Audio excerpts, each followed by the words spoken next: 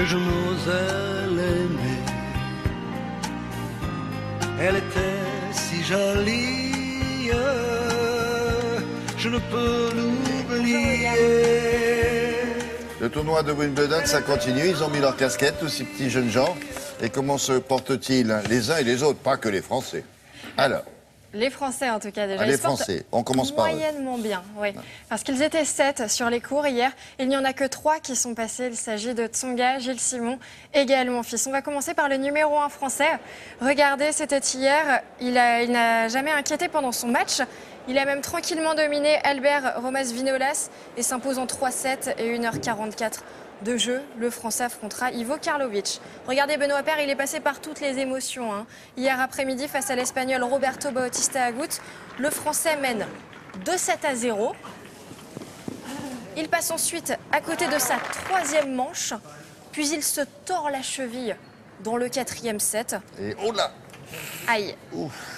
Ça va, c'est sans gravité finalement. Et puis dans le 5e set, il explose de rage et passe ses nerfs sur la chaise d'un juge de ligne, normal. En conférence de presse, il n'était toujours pas calmé, je le cite. Quitter Wimbledon, je m'en fous, tout est pourri ici. Classe. Non, mais il a expliqué qu'il n'aimait pas jouer sur le gazon. Bah, oui, c'est peut-être pas une raison. Entre les deux Français, Gaël Monfils et Adrian Manarino, ambiance beaucoup plus détendue. Victoire de Monfils en 3-7. C'est bien filmé, regardez ça. On est pile sur le terrain, là, à la bonne hauteur. C'est vraiment bien. On est sur France 2. Et alors, un mot des champions, une énorme surprise, c'est la fin de l'aventure pour Rafael Nadal. L'Espagnol, 2 fois vainqueur ici en 2010 et 2008, sort dès le 2e tour. Son bourreau, c'est lui, il s'appelle Dustin Brown, il est allemand d'origine jamaïcaine, 102e joueur mondial. Défaite de Nadal en 4 manches. Décidément, c'est la mauvaise série pour Nadal. C'est la 4e année de suite qu'il est éliminé avant les quarts de finale à Wimbledon. C'est une terreur, lui, hein. Et pour Roger Federer, c'est tout le contraire. Regardez, il est très à l'aise sur le gazon londonien. Il gagne ses matchs, mais en plus, il fait le spectacle. Donc il s'amuse. Roger Federer, victoire tranquille du Suisse face à Sam Querrey en 1h29 de jeu. Il fait le show. Bon, qu'est-ce qu'on a d'autre? On est à J-1 du Tour de France. Il y a plus de 100 heures de direct qui vous attendent sur France Télévisions. Regardez, hier, c'était la présentation des 22 équipes. On s'attendait à les voir arriver en vélo, mais non. Ils sont en bateau. Le rendez-vous. Oh, c'est joli. C'est sympa. Le rendez-vous est à Utrecht, aux Pays-Bas.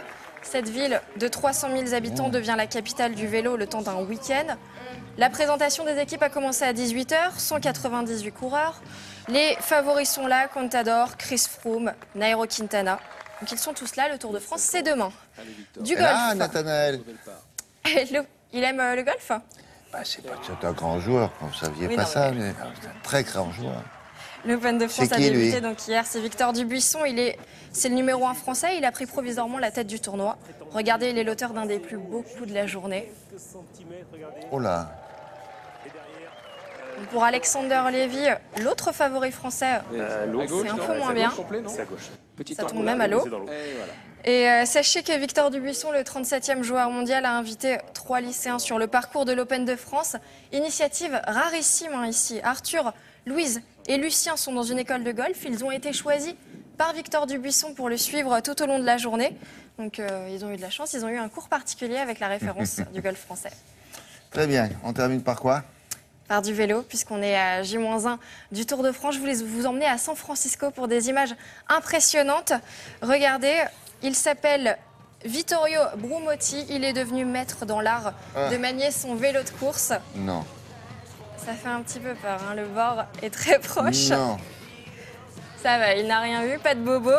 Il démontre en vidéo aux coureurs de la grande boucle ce que l'on peut réaliser avec un vélo de course.